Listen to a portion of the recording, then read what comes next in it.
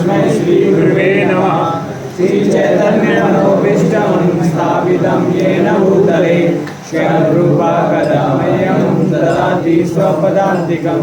वन्देऽहं श्रीगुरो श्रीयुतापदकमलं श्रीगुरुवैष्णवांश्च श्रीरूपं साग्रजातं सहगणरघुनाथान्वितं तं सजीवं साद्वैतं सावधूतं सहितं कृष्णचैतन्यदेवं श्री राधा कृष्ण पादान् सहगण ललिता श्री विशाखान्वितांश्च।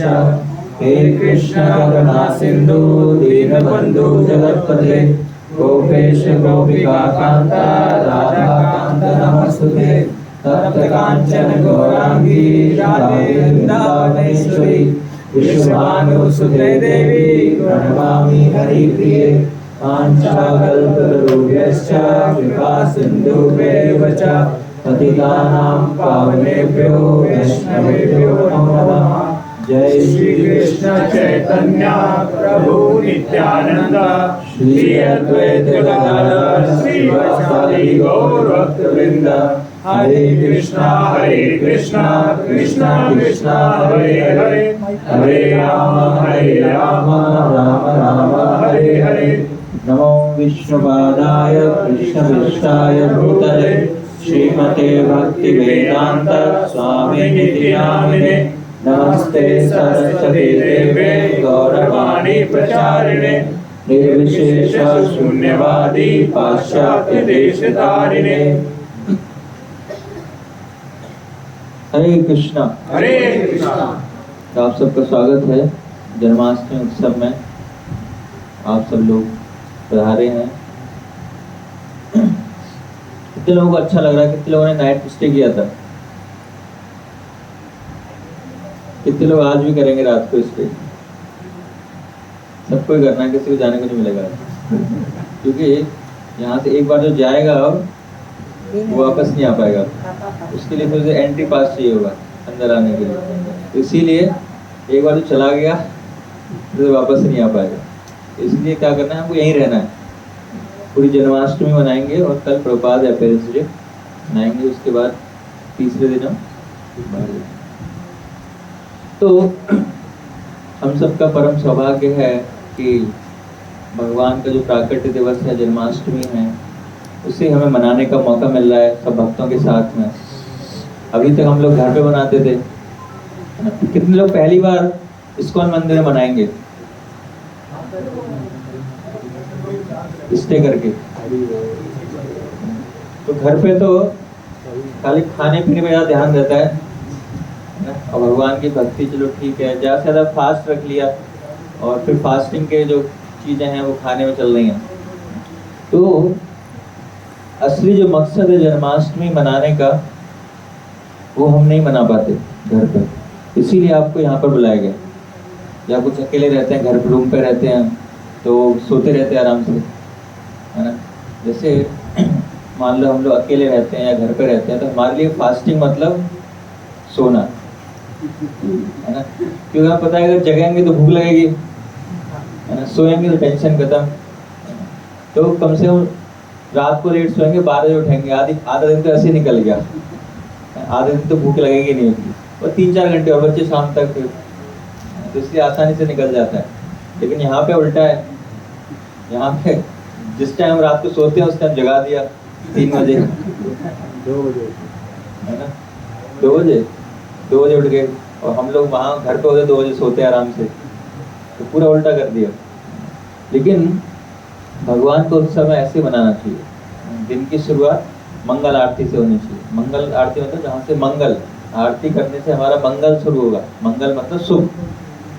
अगर 12 बजे उठेंगे तो कई लोग ऐसे होते हैं जिन्होंने अपने पूरे जीवन में सूर्योदय देखा ही नहीं होता, है ना। तो खुदा नहीं सूर्य कौन सी दिशा से निकलता है, बस खाली किताब में पढ़ा है, निकलते हुए कभी नहीं देखा। कितने बजे निकलता है सूर्योदय? कब होता है?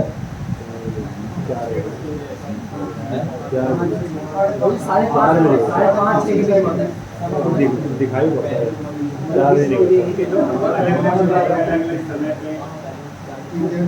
अभी जो गर्मियों में जो समय रहता है लगभग अभी 5:15 साढ़े 5 का टाइम है सूर्योदय का। थोड़ा थोड़ा ठंड बढ़ती जाएंगी तो 6, 6:30, 7 तक पहुंच। तो जब जगेंगे तो पता पड़ेगा, नहीं तो पता ही नहीं है कब सूर्योदय होता है, कब अस्त में तो हम होते हैं लेकिन सूर्योदय में नहीं होते। तो होना चाहिए। इसीलिए जन्माष्टमी की जो शुरुआत है, भगवान के प्राकट्य की शुरुआत हमें शुरू से करनी चाहिए। सुबह ब्रह्म मुहूर्त से जग के हमें दिन की शुरुआत करनी चाहिए। रात के 12 बजे कुछ नहीं होता है ना। तो रात होती है वो क्या है, तमोगुड़िया। वो जो तमोगुण में रहते हैं, जो राक्षस हैं, पिशाच हैं, वो सारे कार्य रात को करते हैं। रात को बर्थडे मनाते हैं 12 बजे उठ के, तो हमें ऐसा कार्य नहीं करना है। लेकिन आप कहोगे भगवान भी तो रात के 12 बजे पैदा हुए थे। तो हम देखते हैं कि जब भगवान प्रकट हुए ना, तो सारे अशुभ लक्षण थे, जितने भी अशुभ लक्षण होते हैं, क्या होता है, भगवान कृष्ण प्रकट हुए तब हुए, बिल्कुल बीच रात में, रात के 12 बजे प्रकट हुए। रात के 12 बजे वैसे भी क्या होता है, सारे अशुभ अशुभ होते हैं, अजीब अजीब से आवाज आती है ना, ये डर लगता है, या जो भूत पिशाच, जो नेगेटिव एनर्जी है, वो उसी टाइम प्रोमिनेंट होती है। तो देखते हैं कि सारे अशुभ लक्षण, रोहिणी नक्षत्र था, तो जितने भी अशुभ लक्षण होते हैं किसी प्राकृतिक के लिए, उस समय कृष्ण प्रकट हुए थे। लेकिन जैसे ही कृष्ण प्रकट हुए तो क्या हुआ, जितने भी सारे नक्षत्र हैं वो क्या हो गए, शुभ हो गए, क्योंकि कृष्ण प्रकट हुए। तो कृष्ण पर इन सबका कोई फर्क नहीं पड़ता। कृष्ण के प्रकट होने से सारी चीजें शुद्ध हो जाती हैं, चाहे कितने भी नेगेटिव हो, कुछ भी हो। तो कृष्ण प्रकट होंगे तो अच्छा है 12 बजे, लेकिन हम अपना जन्मदिन मनाएंगे तो अशुभ ही रहेगा वो। ये फर्क है हम में और भगवान में। तो इसीलिए हमें दिन की शुरुआत कब से करनी है, ब्रह्म मुहूर्त से। सुबह 3-4 बजे उठकर भगवान का दर्शन करके, मंगल आरती अटेंड करके, तो ऐसे दिन की शुरुआत करनी है रोजाना। चाहे भगवान का जन्माष्टमी है तो हम विशेष रूप से आए हुए, अच्छी बात है, लेकिन वैसे भी अगर डेली हम ऐसे दिन की शुरुआत करेंगे तो हमारा पूरा दिन जो है मंगलमय जाएगा, नहीं तो क्या होगा, अमंगलमय होगा। तो आज जन्माष्टमी है, आज के दिन भगवान कृष्ण का प्राकट्य हुआ था, है ना। और हम ये इसी उपलक्ष्य में ये फेस्टिवल है, हम 3 दिन मना रहे हैं, आज, कल और परसों। कितने लोग 3 दिन रहेंगे? बस। तो 3 दिन हम ये उत्सव चलेगा, और आपसे अनुरोध है कि आप सभी लोग 3 दिन फायदा उठाएं, फ्री ऑफ कॉस्ट, रहना खाना 3 दिन का पैकेज फ्री, कोई चार्ज नहीं है। इससे सस्ता क्या मिलेगा, है? मिलेगा कोई पैकेज कहीं पे? मिलेगा? नहीं मिलेगा। तो ऐसे पैकेज का हमें लाभ उठाना है, और साथ में बहुत सारी एक्टिविटीज, बहुत कुछ रहेगा। तो पहले हम चर्चा करेंगे थोड़ी देर कि जन्माष्टमी मनाने के पीछे हमारा क्या मकसद है, क्यों हम जन्माष्टमी मनाने चाहिए। और भगवान कृष्ण तो अजन्म है, उनका नाम क्या है, अजन्म, अनबॉर्न। भगवान जन्म नहीं लेते। भगवान जन्म लेते, जन्मदिन किसका मना रहे थे? अगर भगवान जन्म लेते ही नहीं है तो हम जन्मदिन किसका मना रहे हैं, वो थोड़ा चर्चा करेंगे। मनाने के पीछे पर्पस क्या होना चाहिए हमारा, कि हम भगवान को और अच्छी तरीके से जाने, उनके बारे में सुने।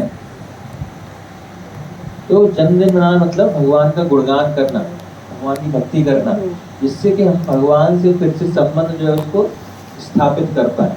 अभी हम भगवान को भूल चुके हैं, कौन भगवान है, क्या संबंध है हमारा, हमें कुछ याद नहीं है। तो जन्माष्टमी उत्सव किस लिए मनाना है हमको, भगवान से अपना जो संबंध है उसको सुधारना है, उसको फिर से पुनर्स्थापित करना है। और वो कैसे होगा, जब हम भगवान की भक्ति के अंगों का पालन करेंगे। भगवान की भक्ति 64 प्रकार से की जा सकती है। तो बाकी दिनों में हम देखते हैं कि हमारा जो शेड्यूल है वो व्यस्त रहता है, उतना समय हम नहीं दे पाते भक्ति के अंगों को, उतना जप नहीं कर पाते, उतना श्रवण कीर्तन इत्यादि नहीं कर पाते। लेकिन कम से कम यहाँ पर आकर हम 2 दिन जो भी हैं यहाँ पर, तो हमारे पास और कोई काम नहीं है। और कोई काम है हमारे पास? और कोई काम नहीं है, खाली एक ही काम है, क्या है, भगवान से संबंध को स्थापित करने की विधि जो है वो क्या है, भक्ति की विधि है, उसका हमें दृढ़ता से पालन करना है। तो यहाँ पे हमें हर कार्य कैसे करना है, भगवान की प्रसन्नता के लिए करना है, जिससे मैं भगवान का स्मरण कर पाऊं। ऐसा कोई कार्य नहीं करना जिससे मैं भगवान का विस्मरण हो, जिससे मैं भगवान को भूल जाऊं। तो हर कार्य कैसे करना है, भगवान का स्मरण करने के लिए। ये वास्तव में जन्माष्टमी सेलिब्रेशन है। ऐसा नहीं गए किसी मंदिर में दर्शन करके आ गए, 2 घंटे लाइन में लग के बस हो गई जन्माष्टमी बन गई। तो फास्ट कर लिया और रोज 2-4 आइटम खाते थे, फास्टिंग में 8-10 आइटम खा रहे हैं अच्छे अच्छे। तो वो क्या है, वो जन्माष्टमी नहीं है। जन्माष्टमी मतलब भगवान का गुणगान करना। जैसे मान लो आप किसी का बर्थडे बना रहे हो, तो क्या करोगे, आप खाओगे पियोगे, क्या करोगे, जिसका बर्थडे है उसका गुणगान करोगे, उसको गिफ्ट दोगे, उसके लिए खाने पीने की वस्तुएं करोगे, यही करोगे ना जिसका बर्थडे है, कि नहीं उसका बर्थडे आज मैं एंजॉय करूंगा, ऐसा होगा। तो जिस भौतिक संसार में भी हम देखते हैं कि जिसका जन्मदिन है उसके लिए हम उसकी सेवा करना चाहते हैं, उसका गुणगान करना चाहते हैं, आज जन्मदिन है उसके लिए कुछ करना चाहिए। तो उसी प्रकार भगवान का आज जन्मदिन है, भगवान का प्राकट्य दिवस है, तो हमें आज उनके लिए सेवा करनी है। और सेवा कई प्रकार से हो सकती है। हम श्रवण करना, ये भी एक सेवा है, कीर्तन किया ये भी एक सेवा है, दर्शन की ये भी एक सेवा है, डांस किया ये भी एक सेवा है, प्रचार करेंगे वो भी एक सेवा है, प्रसाद पाएंगे वो भी एक सेवा है।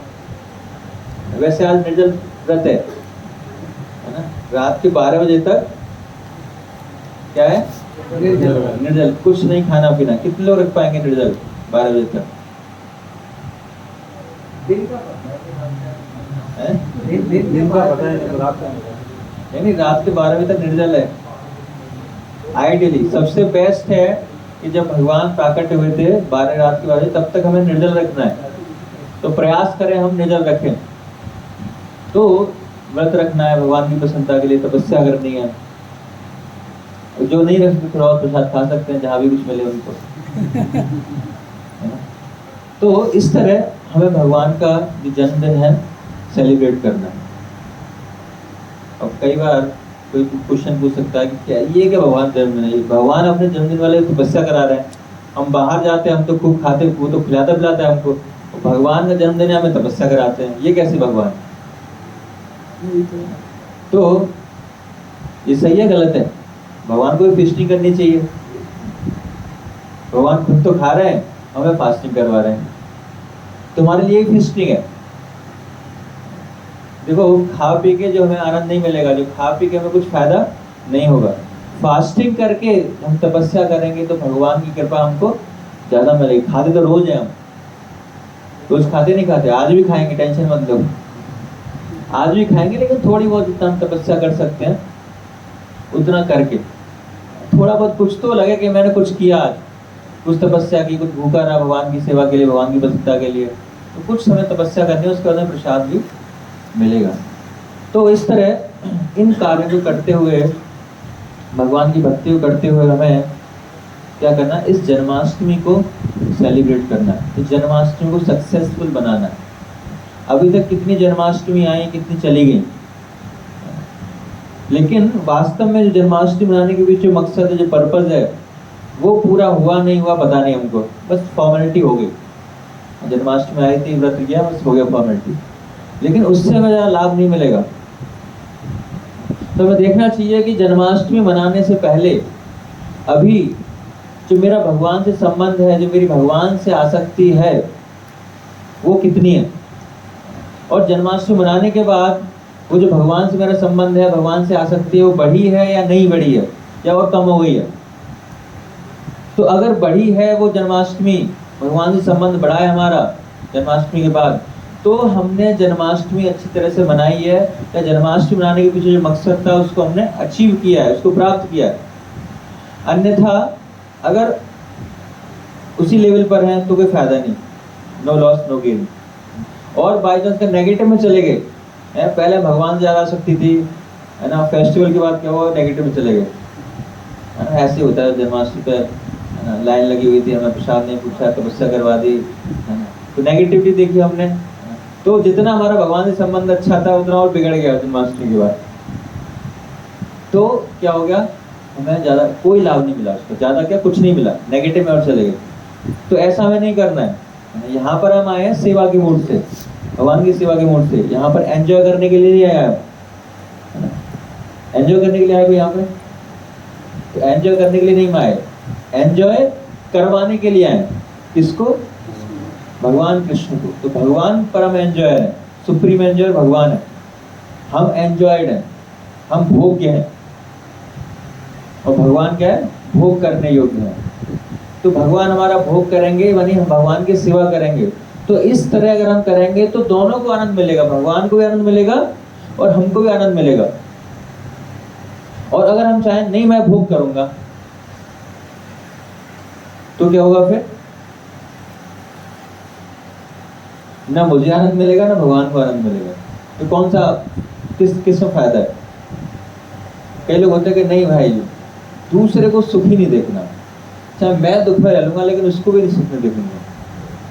अगर हम इस कैटेगरी में आते हैं, नहीं मैं भगवान को आनंद नहीं पहुंचाऊंगा, चाहे मैं दुखी रहना मेरा मंजूर है, लेकिन भगवान इनको नहीं छोड़ूंगा, इनको आनंद देना मेरे को। तो ऐसे कैटेगरी में कुछ लोग होते हैं। आपने कहानी सुनी होगी, तो एक व्यक्ति गया भगवान के पास, तो भगवान ने कहा कि भगवान से प्रार्थना करता है कि जो भी इच्छा हो मेरी पूरी हो जाए। तो भगवान ने कहा ठीक है, जो भी इच्छा पूरी करोगे पूरी हो जाएगी, लेकिन आप जो चीज मांगोगे आपके पड़ोसी को उससे डबल मिलेगा।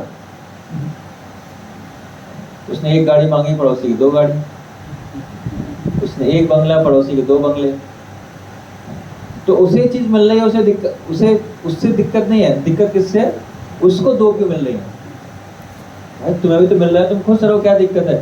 तुम्हें भी आनंद मिल रहा है, उसको भी आनंद मिल रहा है, लेकिन उसको ये अच्छा नहीं लगा। उसने क्या उपाय सोचा? भगवान मेरा एक हाथ काट दो और पड़ोसी के दोनों हाथ। वाह, मजा आ गया। तो पड़ोसी को ज्यादा दुख मिला, मुझे दुख मिला कोई दिक्कत नहीं, लेकिन पड़ोसी को ज्यादा मिला। तो इस कैटेगरी कुछ लोग होते हैं कि नहीं भगवान की सेवा नहीं करूंगा, भगवान को आनंद नहीं दूंगा, मैं चाहे दुखी रह लूंगा अपने आप को भोग करने के लिए। तो इस कैटेगरी का हमको नहीं बनना है। ये एक आसुरिक मानसिकता है। ये क्या है? असुरों की मानसिकता है, ये भक्तों की मानसिकता नहीं है। अब भक्तों की मानसिकता तो और ऊपर रहती है, कम से कम बीच में तो रहे। भक्तों की मानसिकता तो ऐसी रहती है, भक्त सोचते हैं कि चाहे मुझे कहीं भी जाना पड़े, चाहे मुझे नर्क में भेज दो, चाहे किसी योनि में डाल दो, पशु योनि में, बस मुझे आपकी सेवा का अवसर मिलता है। ये भक्त की चेतना रहती है। भक्त अपने लिए कुछ नहीं चाहता कि मुझे नर्क में भेजना है, कहाँ जाना है, मुझे कहीं भी रखो, लेकिन बस आपकी सेवा करने का अवसर मिलता रहे। लेकिन कम से कम हमारा इतना तो होना चाहिए कि चलो ठीक है, भगवान को भोग लगा के खा लें, प्रसाद खा लो, भगवान भी खाए हम भी खाएं, टेंशन खत्म। तो इतना तो रहे हम, भगवान की सेवा करके हमें भी आनंद मिलेगा। अगर भगवान की सेवा करेंगे तो हमें आनंद मिलेगा, अपनी सेवा करके हमको आनंद नहीं मिलेगा। तो ये मत सोचना कि नहीं भगवान को सुख नहीं पहुंचाना है, मुझे भी सुख नहीं चाहिए, लेकिन भगवान को दुखी रखना, मैं भी दुखी रखूंगा। नहीं, भगवान भी सुखी रहेंगे और हम भी सुखी रहेंगे। तो इसलिए जन्माष्टमी पर हमें ऐसे कार्य करने हैं भगवान की प्रसन्नता के लिए। अपनी सेवा हमें नहीं करवानी है या नहीं करनी है, भगवान की सेवा करनी है। और भगवान की सेवा करने के लिए बहुत सारे साधन हैं। कीर्तन श्रवणम कीर्तनम विष्णु स्मरणम पाद सेवनम अर्चनम वंदनम दास्यम साख्यम आत्मनिवेदनम। तो इस तरह हमें जन्माष्टमी सेलिब्रेट करनी है, इस तरह हमें जन्माष्टमी मनानी है।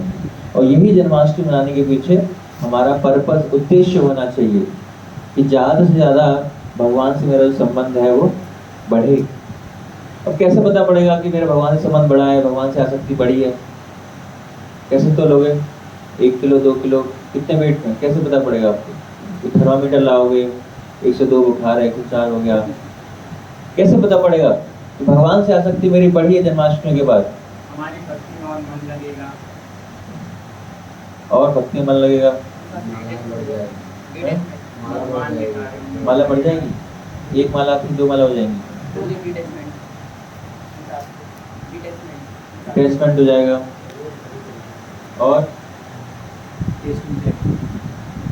चैंटिंग में टेस्ट आएगा, रुचि आएगी। तो कैसे पता पड़ेगा कि भगवान से हमारी आसक्ति बढ़ेगी, मतलब जो भौतिक संसार से, भौतिक वस्तुओं से, भौतिक जीवों से जो आसक्ति हमारी वो कम होगी। सबसे ज्यादा आसक्ति हमारी इस समय हमारे पास जो मोबाइल है उससे होती है। तो जन्माष्टमी मनाने से पहले अगर मैं फोन को 8 घंटे यूज करता हूँ, वो भी एक जॉब है ना 8 घंटे की, 8 घंटे अगर फोन को यूज करता हूँ तो जन्माष्टमी के बाद वो कम हुआ है नहीं हुआ, या और बढ़ गया? 9 घंटे कर रहा हूँ इसको। तो जो आसक्ति हमारी जो भौतिक वस्तुओं से, भौतिक जीवों से, वो कम होगी। तो इनडायरेक्टली प्रोपोर्शनल है। भगवान से आसक्ति बढ़ेगी तो ये कम होगी। ऐसा नहीं होगा भौतिक आसक्ति बढ़ रही है और भगवान से आसक्ति बढ़ रही है, ऐसा कभी नहीं होगा।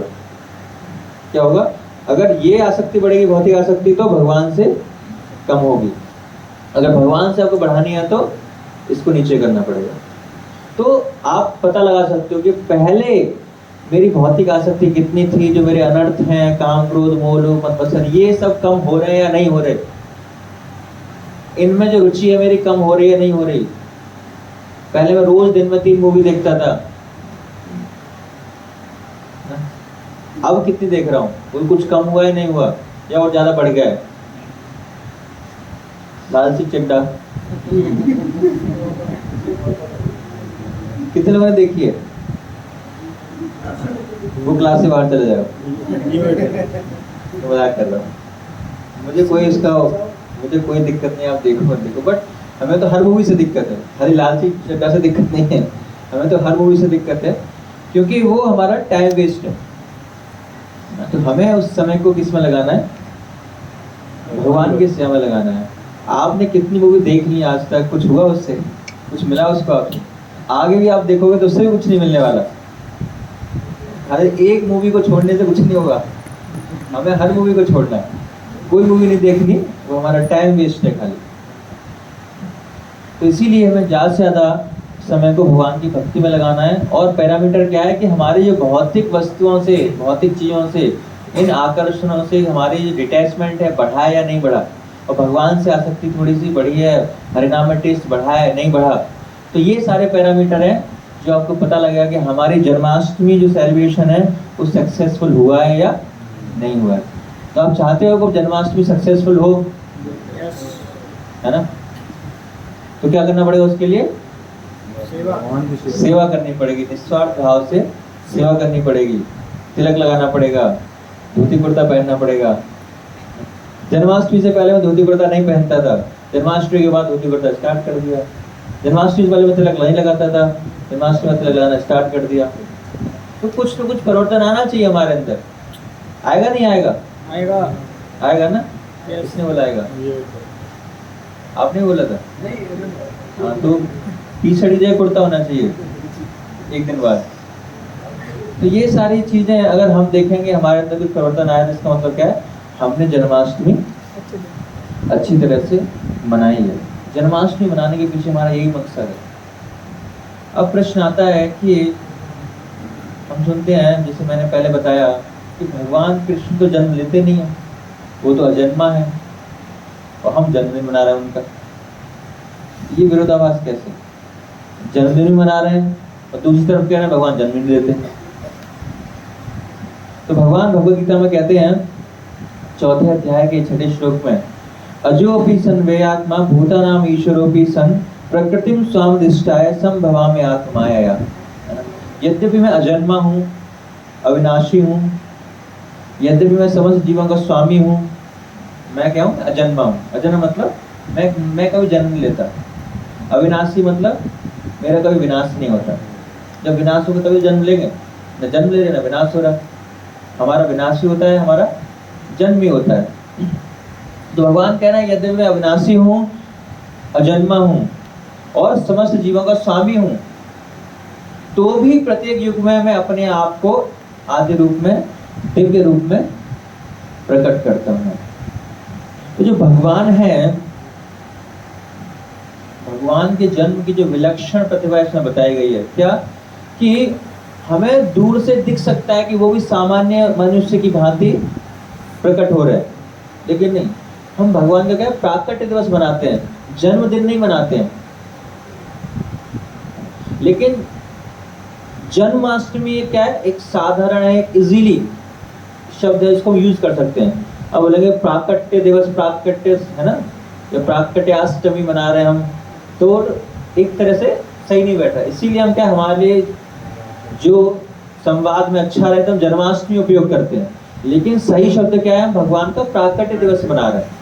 भगवान प्रकट होते हैं, भगवान जन्म नहीं लेते। भगवान क्या हो रहा है, प्रकट हो रहा है। जैसे मान लो अभी कल शाम को आप कहाँ पढ़ते, घर पे थे, अपने रूम पे थे, कोई ऑफिस में था, कोई कहीं और था। तो कल शाम को आप कहीं और थे और रात को यहाँ पर आए या सुबह यहाँ पर आ गए, तो यहाँ पर आपका जन्म हो गया, प्रकट जन्म हो गया आपका नहीं। क्या हुआ, कल वहां पे थे, आज यहाँ प्रकट हो गए, कुछ देर बाद टेम्परल प्रकट हो जाओगे, फिर ऊपर प्रकट हो जाओगे, 2 दिन बाद घर फिर प्रकट हो जाओगे। तो कोई बोलेगा आपका जन्म हो रहा है, नहीं, क्या हो रहा है, प्रकट हो रहा है आपको। तो उसी प्रकार भगवान अपने धाम में हमेशा रहते हैं, तो वहां से यहाँ पर आ जाते हैं, यहाँ से फिर वापस चले जाएंगे। तो भगवान प्रकट हो रहे हैं, उसी शरीर में भगवान आ रहे हैं। तो भगवान जो है जन्म नहीं लेते, भगवान क्या हो, प्रकट हो रहे हैं। इसीलिए हम देखते हैं कि हमें अपना पिछला कुछ याद नहीं रहता। पिछले जन्मों का तो बहुत दूर की बात है, हमें इस जन्म की कुछ याद नहीं है। अगर आपसे पूछा जाए कि आप आज से 363 दिन पहले आपने क्या खाया था, याद है आपको, क्या पहना था, कहाँ गए थे, याद होगा हमको, नहीं याद। 1 साल पहले का नहीं याद है, 6 महीने पहले का, 1 महीने पहले का याद नहीं रहता है। कल का याद मिल जाए कोई बड़ी बात है, कल का ही भूल जाते हैं कई बार। तो कई बार बोलते हैं क्लास थी, कुछ भूल गए, कल क्लास है, याद नहीं रहा, है ना। 1 दिन पहले 3 बार मैसेज आ रहा है तो भी याद नहीं रहा। 4 घंटे पहले मैसेज पढ़ा था, मुझे भूल गया, लेट हो गया, भूल गया क्लास थी, है ना। तो उसी दिन का भी याद नहीं रह रहा हमको तो। लेकिन भगवान के साथ ऐसा नहीं होता, भगवान को सब कुछ याद रहता है। भगवान को अपने सारे क्रियाकलाप, सारे एक्टिविटीज कब आते हैं, भगवान सब कुछ याद है। और अपना ही नहीं, खाली हम सब का भी याद है कि आपका पिछला जन्म कौन सा था, आज से 2 करोड़ पहले जन्म आपका कौन सा था, किस योनि में गए थे आप, क्या आपने किया था, सब कुछ याद है। कौन सी डेट में आपने क्या सोचा था, वो भी भगवान को पता है। इसीलिए भगवान, क्योंकि जन्म ले रहे हमारी तरह, भगवान प्रकट हो रहे हैं। भगवान क्या हो रहे हैं, प्रकट हो रहे हैं। भगवान जन्म नहीं ले रहे, इसीलिए हमें कुछ याद नहीं रहता, भगवान को सब कुछ याद रहता है। और जो हमारा जन्म है वो क्या है, पेनफुल है, भौतिक है, मटेरियल है। लेकिन भगवान का जो प्राकट है वो दिव्य है। भगवान को कोई पेन नहीं होता जब वो जन्म लेते हैं, हमें पेन होता है। जब हम 9 महीने तक माता के गर्भ में रहते हैं तो क्या होता है, वो पेनफुल सिचुएशन है, बहुत परिस्थिति हमारे लिए दर्दनायक है कि 9 महीने तक माता एक पैक्ड बैग के अंदर एक अवस्था में रहना, ना आप ज्यादा हिल सकते, हाथों ऐसे कहते हैं थक गया, थोड़ा हाथ ऐसे कर लो, ऐसे भी नहीं कर सकते, पैर हैं, ऐसी अवस्था में आपको 9 महीने तक रहना पड़ता है। इतनी दर्दनाक अवस्था होती है। और जहां आप बंद हो वहां पर क्या है, सब गंदगी है या बहुत सुगंधित, क्या है, सब गंदगी है, कचरा है, दुर्गंध वाली वस्तुएं हैं सब। और उस माहौल में भी गंदगी में क्या होता है, कीड़े होते हैं। तो इस माहौल में क्या है, कीड़े काटते हैं और बहुत पेन होता है हमको। और स्किन जो होती है बहुत ही सॉफ्ट होती है। सॉफ्ट क्यों होती है, पानी में रहती है ना। हम 1-2 घंटे पानी में अगर यहाँ पे कुछ कार्य करें, कपड़े धोए हैं, तो हम देखते हैं हमारा हाथ क्या है, गल जाता है, मतलब सॉफ्ट हो जाता है स्किन। जो व्यक्ति का पूरा जीवन ही पानी में गया है उसकी स्किन कितनी सॉफ्ट होगी, बहुत सॉफ्ट होगी। तो अगर उस स्किन सॉफ्ट में कोई भी थोड़ा सा भी पेन होता है, कोई व्यक्ति कोई कीड़ा काटता है, तो बहुत पेनफुल सिचुएशन होती है इसके लिए। इसलिए श्रीमद् भागवत में बताया गया है कि इतना पेन होता है, और वो व्यक्ति भगवान से प्रार्थना करता है, भगवान जल्दी से निकालो यहाँ से, मैं आपका भजन करूंगा, जल्दी निकालो यहाँ से। और जैसे यहाँ पे आते हैं अपना काम बनता है, बस अब क्या हो गया, बाहर हाथ आ गए, अब देखते हैं कौन भगवान। अब मृत्यु के टाइम याद करेंगे, जन्म से पहले याद करते हैं, दूसरा मृत्यु के बाद, जब मृत्यु बिल्कुल नजदीक आ जाएगी, अरे मैं क्या करने आया था, कहाँ फंस गया, कुछ किया ही नहीं मैंने, तो जीवन भर में याद नहीं रहता, मृत्यु के समय याद आता है। तो हम तो बहुत फॉर्चुनेट हैं, सौभाग्यशाली है कि हमने अभी याद कर लिया किस लिए हम यहाँ पर आए हैं। नहीं तो कुछ लोग जो है मृत्यु के समय सोचेंगे, अरे भाई किस लिए आए थे, क्या हो गया, तो भगवान को बेवकूफ़ बना के निकल जाते हैं। हम सोचते हैं मैंने भगवान को बेवकूफ़ बना दिया, लेकिन हम अपने आप को बेवकूफ़ बना रहे हैं। तो हमारा जो जन्म है वो पेनफुल है, लेकिन भगवान का जो क्या है, भगवान का दिव्य है। कि भगवान कृष्ण इस संसार में प्रकट होते हैं, तो कुछ लोग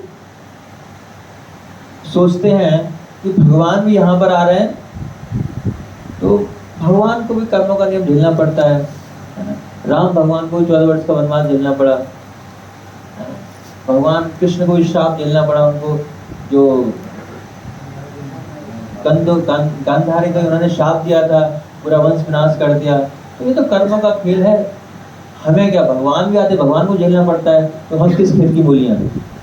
तो सुख दुख तो आते रहते हैं, भगवान आते हैं, उनके जीवन में सुख दुख आते हैं। तो कुछ जो लोग हैं वो ऐसा सोचते हैं, बट ऐसा नहीं है, ऐसा हमारे साथ है। खाली हमें सुख दुख झेलना पड़ता है, हमारा जो जन्म है वो पेनफुल है।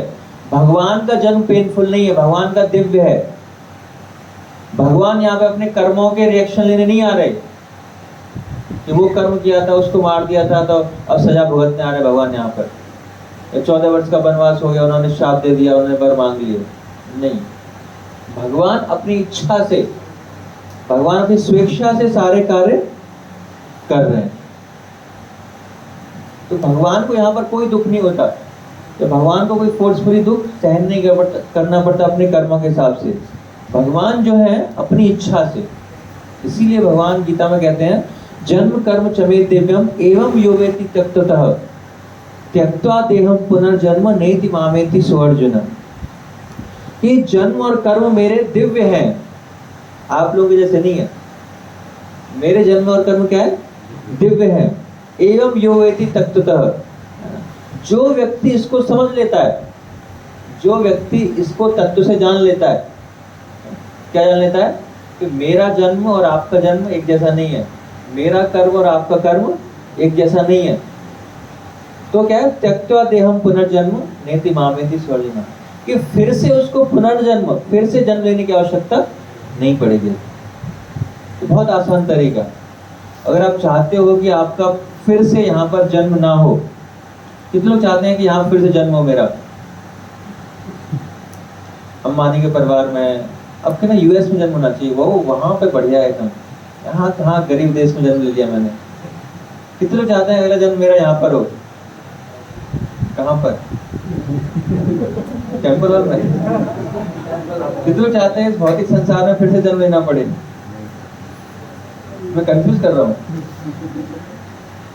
कितने लोग चाहते हैं जन्म हो आगे, कितने लोग चाहते हैं जन्म ना हो, बाकी लोग। तो भगवान यहाँ पर एक तरीका, सुंदर तरीका बता रहे हैं। अगर कोई व्यक्ति फिर से इस भौतिक संसार में जन्म लेना नहीं चाहता, फिर से संसार की समस्या में आना नहीं चाहता, फिर से गवर्नमेंट जॉब की तैयारी करना नहीं चाहता, फिर से ABCD पढ़ना नहीं चाहता, इन सब चक्करों में नहीं फंसना चाहता, केवल आनंद करना, केवल एंजॉय करना चाहता है भगवान के साथ, नो पढ़ाई, नो लिखाई, नो जॉब, कोई टेंशन नहीं, केवल क्या है, भगवान के साथ आनंद करना चाहता है, तो बहुत सरल तरीका है। क्या करना पड़ेगा हमको, भगवान को जानना है। बस हमें ये जानना है कि भगवान का जो जन्म और कर्म है वो दिव्य है, वो हमारे जैसा नहीं है। तो भगवान कह रहे हैं यहाँ पे कि जो व्यक्ति ये जान लेगा तत्व से कि भगवान का जन्म और कर्म दिव्य हमारे जैसा नहीं है, वो निश्चित रूप से फिर से इस भौतिक संसार में नहीं आएगा। तो जो जन्माष्टमी है, जन्माष्टमी के एक और मकसद क्या है कि भगवान को तत्व से जानना। जैसे मैंने बताया ना, भगवान से संबंध बढ़ाना मतलब संबंध कब बढ़ेगा, जब हम जानेंगे उनको, डिटेल में जानेंगे। तो संबंध जितना हम डिटेल में जानेंगे उतना संबंध हमारा अच्छा होगा, और नहीं जानेंगे तो संबंध कहाँ बनेगा कि? हमारा संबंध किससे बनता है? जिसको हम सबसे अच्छा जानते हैं, जिसके बारे में हम बिल्कुल पूरा उसका सब कुछ जानते हैं, उससे हमारा संबंध अच्छा होता है। जिसके बारे में कुछ नहीं जानते, संबंध अच्छा नहीं होता। तो इसीलिए भगवान के जन्म और कर्म को जानना है हमको, तभी हमारा संबंध क्या होगा, सुधरेगा। तो जन्माष्टमी हम इसीलिए मना रहे हैं कि भगवान को जाने, हम तत्व से जाने कौन है भगवान, कैसे जन्म लेते हैं, कैसी लीलाएं करते हैं, कैसे कर्म हैं उनके, हमारे ऐसे कर्म हैं या अलग अलग कर्म हैं। भगवान करें तो रासलीला, हम करें तो करेक्टेड, ये क्या बात हुई? अगर हम ऐसा सोचेंगे तो इसी संसार में रहेंगे, फिर इसी संसार में रासलीला करते रहो। भगवान के साथ रासलीला करने को नहीं मिलेगा। अगर भगवान के साथ रासलीला करनी है आपको तो समझना पड़ेगा, जन्म और कर्म भगवान के दिव्य हैं। भगवान की जो रासलीला है वो दिव्य है।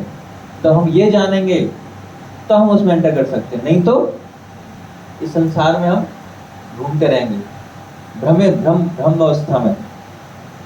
तो जो भगवान के जन्म कर्म क्या है, दिव्य है।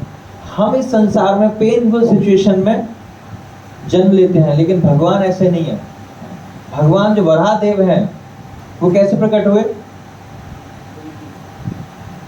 कैसे प्रकट हुए? ब्रह्मा जी की नासिका से। ब्रह्मा जी ने छींक मारी और भगवान प्रकट हो गए।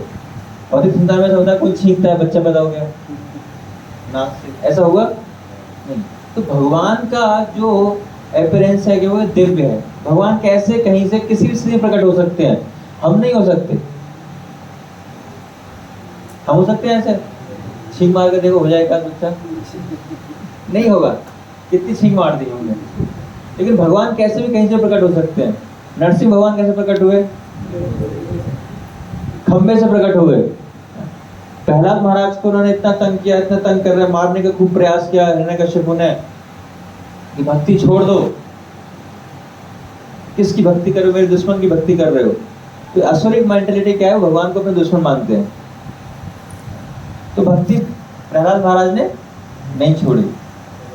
लेकिन अगर हमें इतना कोई दंड दे तो एक डंडा पड़ा नहीं, डंडा देखते ही, हाँ कल से 9 माला, कोई माला सब छोड़ दी, डंडा देखते ही करेंगे नहीं करेंगे। और गलती से अगर उसने कुछ ऑफर दे दिया 1 करोड़ का, है ना, तो हम छोड़ देंगे ना? नहीं छोड़ेंगे। अरे जो क्रिश्चियन वो क्या करते हैं, ऐसे ही करते हैं। क्या करते हैं, ये पैसा लो और ये सब छोड़ो, ये सब लो। करते नहीं करते हैं? सुना है ना? तो पैसे देते हैं वो, और तुरंत हाँ भाई यहाँ कुछ नहीं रखा, ये सब अंधविश्वास है, वहाँ अच्छा है, वहाँ पैसा मिलेगा, है ना। तो ऐसा हमको नहीं करना है ना। प्रहलाद महाराज से हमें सीखना है कि कुछ रुपयों के लिए अपनी औकात पे नहीं आ जाना है, या कुछ दंड के माध्यम से अपने औकात नहीं दिखानी है हमको। अगर पूरी श्रद्धा है हमारी भगवान में, तो भगवान पूरी रक्षा करेंगे हमारी। भगवान टेस्ट करेंगे पहले कि भाई ये चाहता क्या है। हमने पहली 2 बार में अगर एक्सेप्ट कर लिया भगवान ये यही चाहता था, ये इसको मैं नहीं चीज, कोई पैसा ही चाहिए, तो भगवान टेस्ट करेंगे कि। तो प्रहलाद महाराज क्या है, प्रहलाद महाराज को टेस्ट किया भगवान ने, लेकिन उन्होंने नहीं भाई मुझे कुछ नहीं चाहिए, चाहे कितना भी दंड दो, मैं भक्ति को नहीं छोड़ूंगा। और अंत में हिरण्यकश्यप बोला अच्छा कोई नहीं मारेगा, मैं तुझे मारता हूँ। तो हिरण्यकश्यप ने पूछा कि भाई तेरी शक्ति कहाँ से आ रही है इतनी, क्या सोर्स है?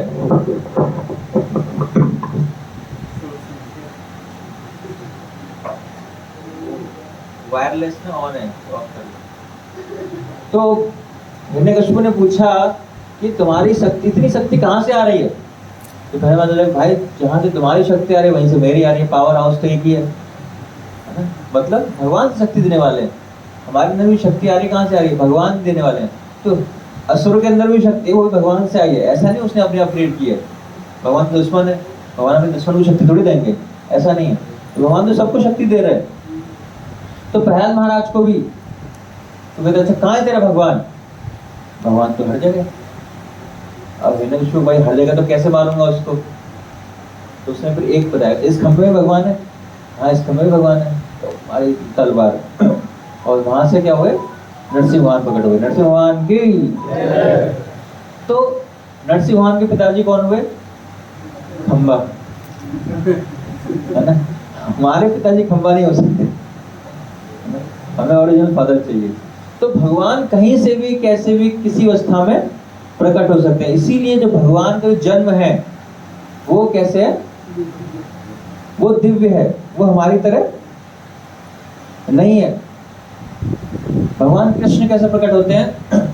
भगवान कृष्ण जो है सबसे पहले जो वसुदेव हैं उनके हृदय में प्रकट होते हैं, और भगवान वसुदेव के हृदय से फिर देवकी माता के हृदय में प्रकट होते हैं, और देवकी माता के हृदय से गर्भ में ट्रांसफर होते हैं, और गर्भ से डायरेक्ट भगवान आज के दिन रात के 12 बजे जेल में प्रकट हो जाते हैं।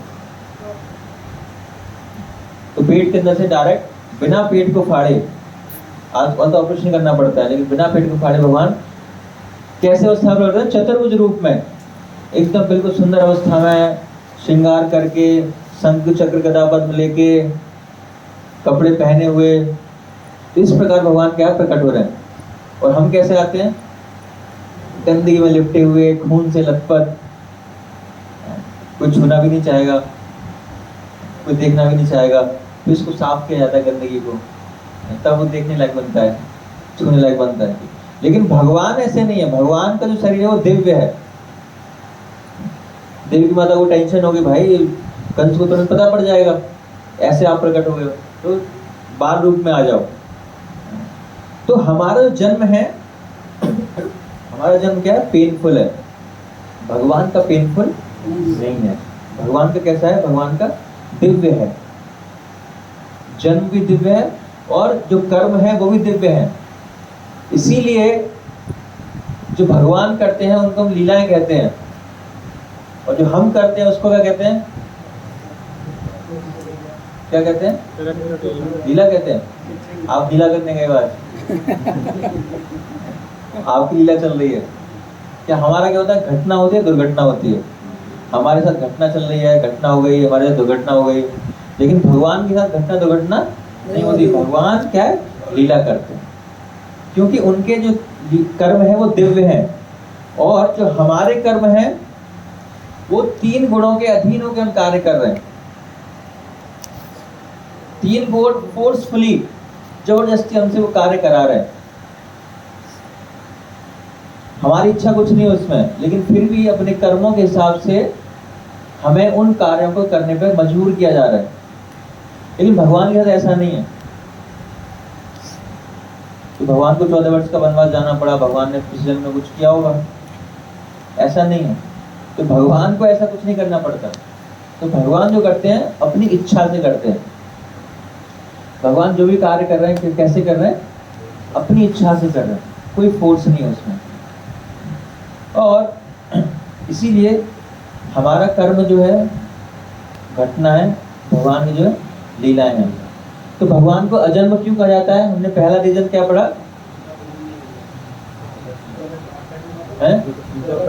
भगवान प्रकट होते हैं और हम, हमारा जन्म होता है। दूसरा क्या पढ़ा हमने? दूसरा पढ़ा कि हमारा जन्म है वो क्या? पेनफुल है। भगवान का क्या है? दिव्य है। और तीसरा है हमें जन्म लेने के लिए force, we are force to take birth, लेकिन भगवान अपनी इच्छा से प्रकट होता है।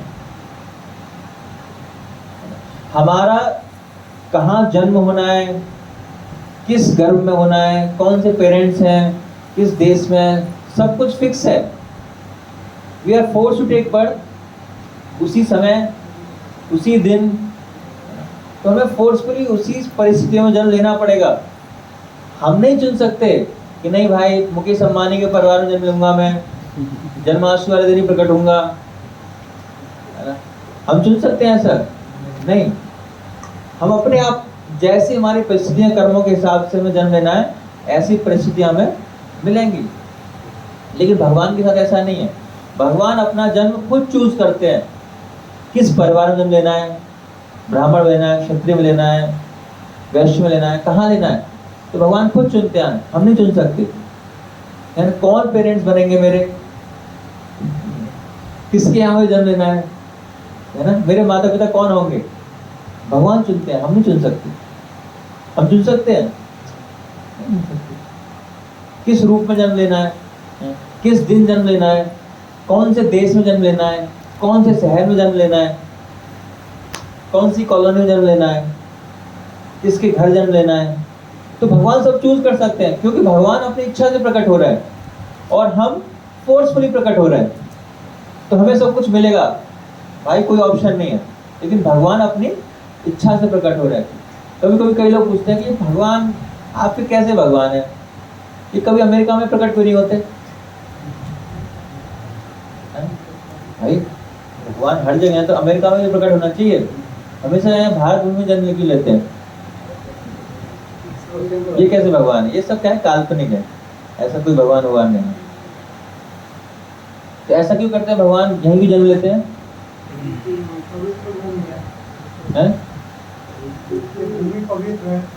भूमि पवित्र है। और सर अमेरिका का अपीयरेंस तो कुछ 100-150 साल पहले हुआ है, उससे पहले तो का नाम नहीं था। और तो भगवान की इच्छा है ना, हमारी तरह थोड़ी भगवान के नहीं अमेरिका में जन्म लेंगे, कहीं भी लेंगे। भगवान को जहाँ अच्छा लगेगा वहां जन्म लेंगे। भगवान को अच्छा लगता है यहाँ पर।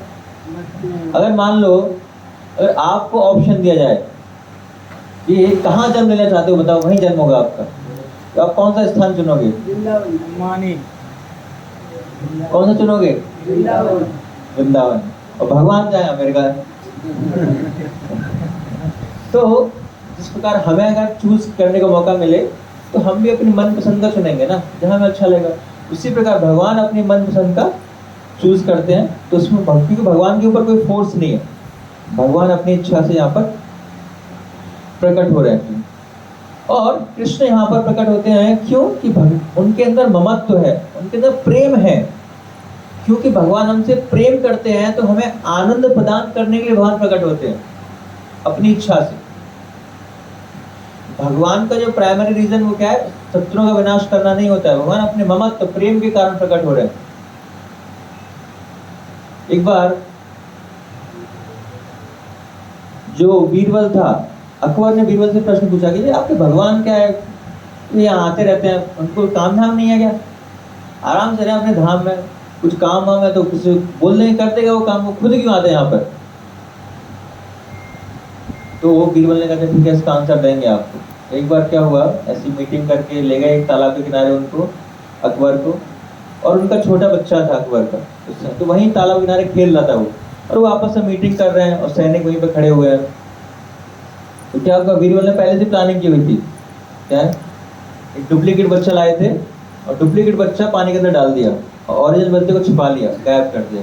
तो जैसे उन्होंने देखा बीरबल अकबर ने जो मेरा बच्चा पानी में डूब गया, तो तुरंत क्या किया, पानी में उसको बचाने के लिए डूब गया और उसको बचा के लेके आए। ये क्या है, मर गए तो मुझे ये क्या मजाक किया आप लोगों ने? तो बीरबल ने पूछा कि जब आपको पता लगा कि मेरा जो बच्चा है वो डूबने वाला है, तो आप खुद क्यों गए बचाने के लिए? आपके पास इतने सारे सैनिक थे, उनको बोल सकते थे, मुझे बोल सकते थे, मैं बचा लेता। मैंने कहा नहीं, ये तो मेरा बच्चा है, मुझे इतनी देर में मैं बोलता, पता नहीं आवाज जाती नहीं जाती, मोबाइल फोन बजता नहीं बजता, कनेक्ट होता नहीं होता, वो जाते नहीं जाते, इतना रिस्क कौन लेता? तो मैं खुद चला गया। उसी प्रकार बीरबल ने बोला कि भगवान के अंदर भी क्या है, ममता है, वात्सल्य प्रेम है। तो भगवान भी भक्तों के लिए खुद आते हैं, भगवान किसी को भेजते नहीं है। कौन आते हैं? भगवान खुद आते हैं, अगर हम उस भावना से भगवान को बुलाएंगे तो ये भगवान के प्राकट्य के कारण भगवान क्यों अजन्म कहे जाते हैं और जन्म भी लेते हैं फिर भी जन्म कहे जाते हैं। क्यों? क्योंकि जो भगवान का जो जन्म है, जो भगवान का प्राकट्य है, वो हम लोगों के जैसा नहीं है। इसीलिए भगवान जन्म लेते भी हैं और जन्म नहीं लेते। तो भगवान पूर्ण है, परफेक्ट है। परफेक्ट मतलब भगवान जन्म लेंगे भी नहीं भी लेंगे। अगर मान लो भगवान जन्म लेंगे खाली और भगवान जन्म नहीं लेते हैं, मतलब ये मान के चले, मतलब एक ही गुण है भगवान के अंदर, तो क्या होगा, इनकम्प्लीट हो जाएगा। तो मैं नहीं आया, कितने लोग आया? कंप्लीट मतलब भगवान जन्म लेने भी चाहिए और भगवान जन्म नहीं भी लेने चाहिए, तब वो कंप्लीट है। और खाली एक चीज है, भगवान जन्म लेते हैं तो क्या होगा, इनकम्प्लीट हो गई। तो भगवान ऐसा भी होना चाहिए, भगवान जन्म नहीं भी लेने चाहिए। जिस प्रकार भगवान दूर से दूर भी हैं, भगवान पास से पास से, भगवान बड़े से बड़े भी हैं, छोटे छोटे भी हैं, भगवान यंग से यंग भी हैं, भगवान ओल्ड से ओल्ड भी हैं, तो वो कंप्लीट है। अगर खाली छोटे छोटे हैं तो भगवान बड़े नहीं हैं, तो इनकम्प्लीट हो गए। ये भगवान की पूर्णता है। तो इसीलिए भगवान का जो जन्म है उसको हम प्राकट्य बोलते हैं। भगवान जन्म लेते भी हैं और नहीं भी लेते, इसीलिए भगवान को अजन्मा कहा जाता है। और अजन्मा होने के बावजूद भी भगवान क्या करते हैं, इस संसार में प्रकट होते हैं। और भगवान क्यों प्रकट होते हैं, ये आपको जो नेक्स्ट क्लास है 10 बजे से, उसमें बताया जाएगा। तो आज हमने जाना कि जन्माष्टमी मनाने के पीछे क्या मकसद होना चाहिए, भगवान से हमारे संबंध को स्थापित करना, सुधारना, कि भगवान जो आसक्ति हमारी वो दृढ़ हो जाए। और भगवान अजन्मा है, फिर भी जन्म क्यों लेते हैं, क्योंकि भगवान जो जन्म है वो हमारे जैसा जन्म नहीं है। भगवान का जन्म दिव्य होता है, जन्म कर्म, हमारे जन्म कर्म पेनफुल है, 3 गुणों के अधीनों के हम कार्य करते हैं। We are force to take birth, है ना, हमें जबरदस्ती जन्म लेना पड़ता है। और भगवान अपनी स्वेच्छा से, भगवान अपनी इच्छा से संसार में आते हैं। तो इन तत्वों को हमें समझना है। इन तत्वों को जब हम समझ जाएंगे तभी हमारा फिर से जन्म नहीं होगा। और हम लोग चाहते हैं कि फिर से जन्म ना हो। तो इस जन्माष्टमी पे हमें ज़्यादा से ज़्यादा प्रयास करना है भगवान को तत्व से जानने का, भगवान के जन्म को समझने का, भगवान की लीलाओं को, भगवान के कर्म को समझने का हमारे पास बहुत अच्छा अवसर है। तो तब हमारी जन्माष्टमी सक्सेसफुल मानी जाएगी।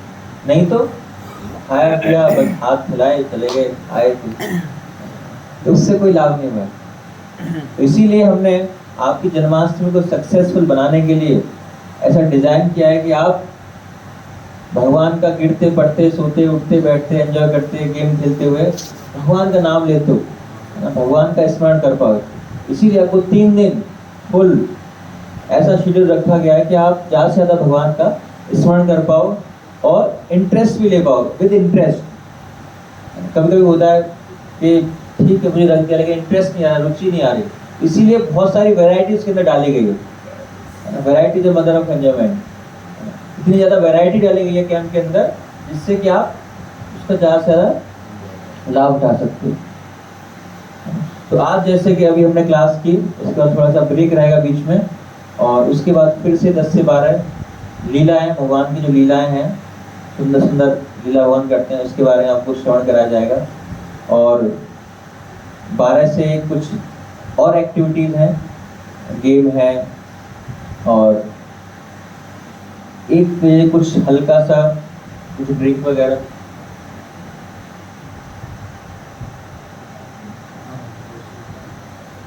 और उसके बाद कुछ देखेंगे, अगर कुछ ड्रिंक वगैरह आपको जो पीना चाहते हैं, खाली जिन्होंने हाथ खड़ा नहीं किया था खाली उन्हीं को मिलेगा।